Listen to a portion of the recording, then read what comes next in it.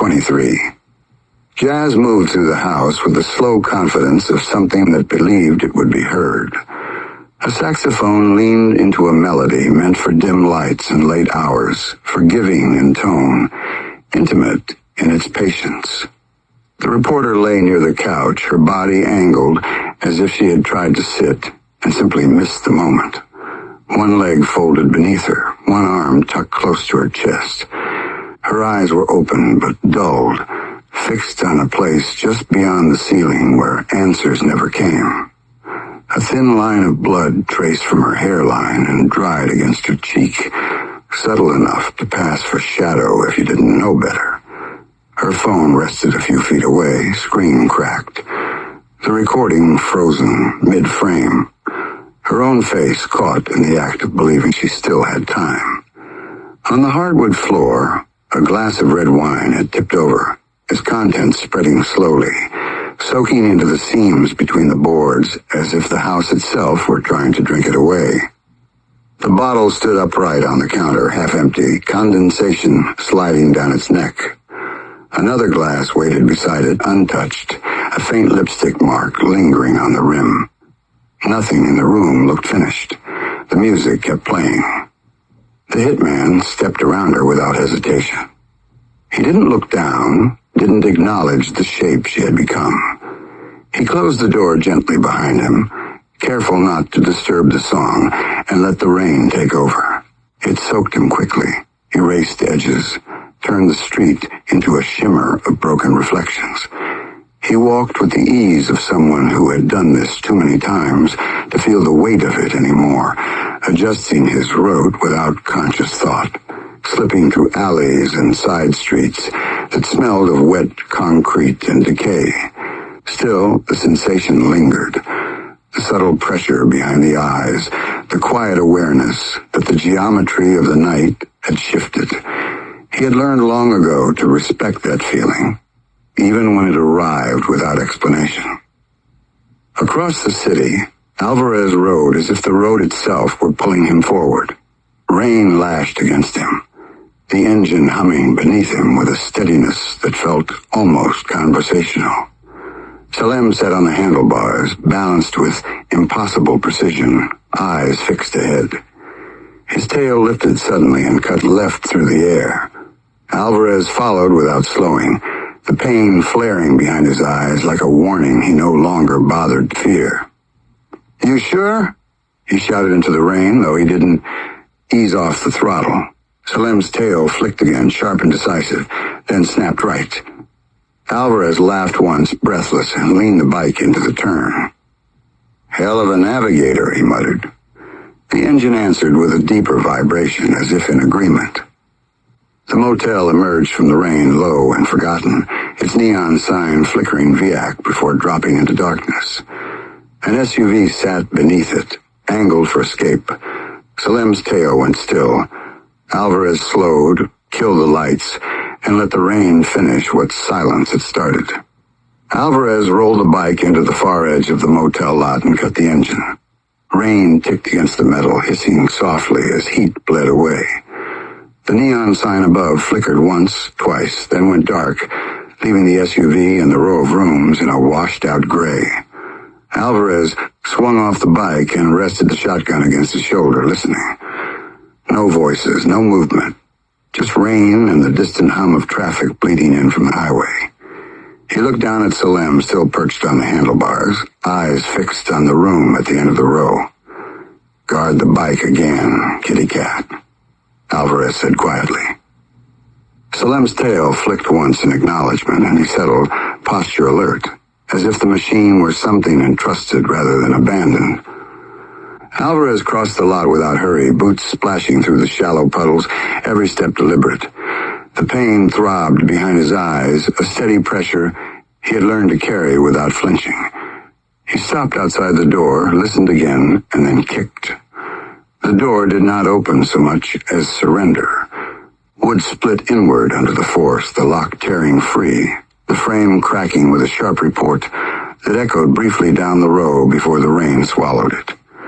Alvarez stepped through the wreckage with the shotgun already raised, boots grinding splinters into the thin motel carpet. The room smelled of cheap disinfectant and old smoke, but beneath it lingered something warmer and more corrosive, a metallic tang that suggested recent violence. The curtains were half drawn, the light low and jaundiced. The hitman sat on the edge of the bed, exactly where Alvarez expected him to be. Posture composed, shoulders squared, hands resting loosely on his thighs.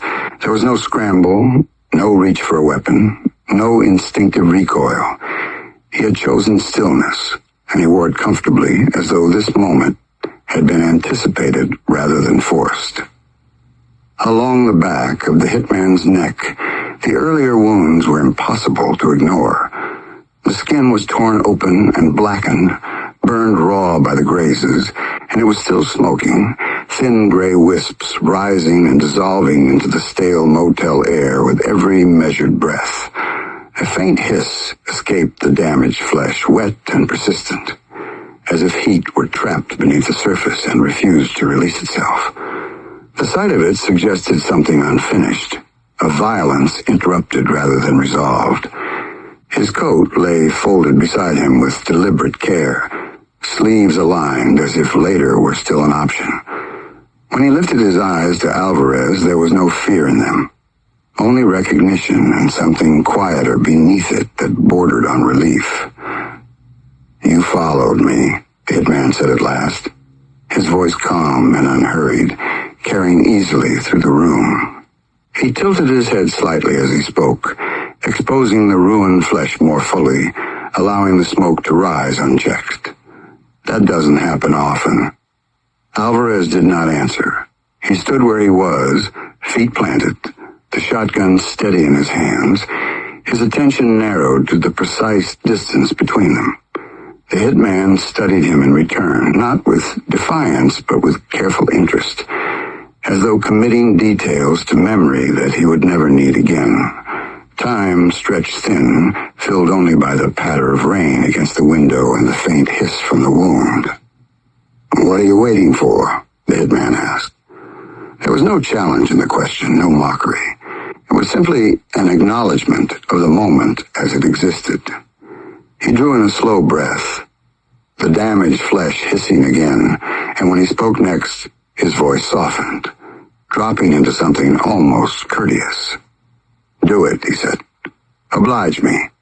The words hung for a fraction of a second, and then the shotgun answered. Boom! The blast tore through the room in a violent concussion, heat and force collapsing the bed backward, shattering the mirror into a spray of glass, driving debris into the walls. Bone and flesh vanished into ash and smoke.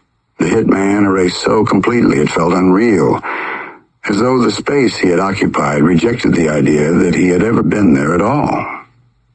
The sound rang and then fell away, leaving only rain and the slow settling of dust.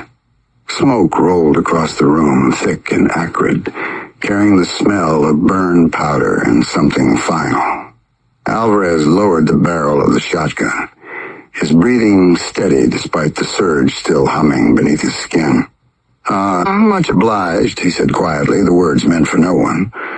Outside, the bike waited under the rain, and Salem stood guard, exactly as instructed.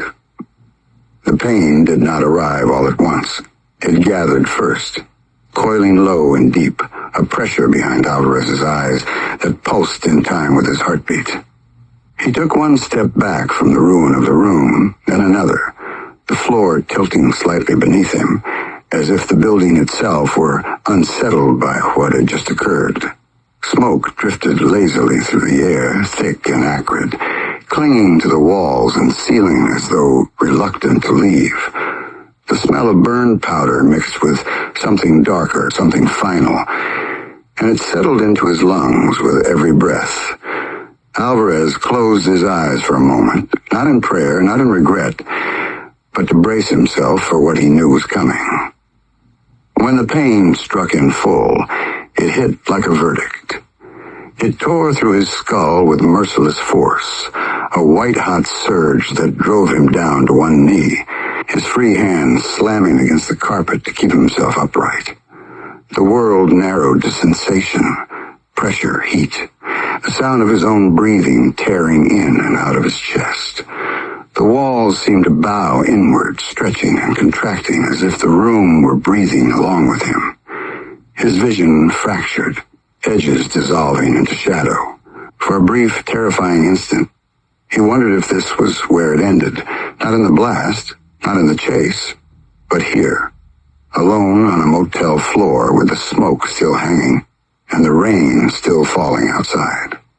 A presence slid into the space the pain created.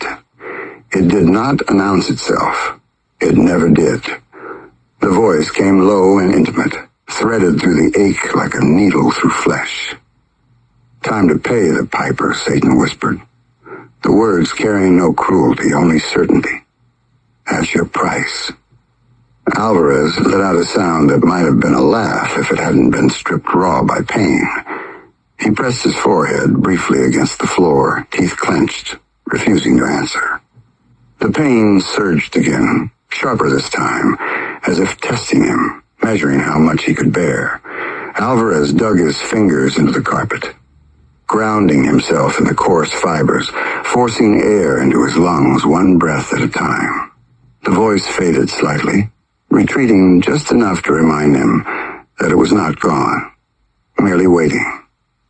Outside, through the broken doorway, the rain continued, its steady fall, indifferent and endless. Somewhere beyond it, the bike idled softly, its engine rumbling with quiet persistence, a sound as familiar to him as his own pulse. Salem appeared at his side, moving with silent purpose. The cat pressed against his leg, warm and solid, tail curling briefly around his calf. The contact anchored him. Alvarez focused on that simple truth.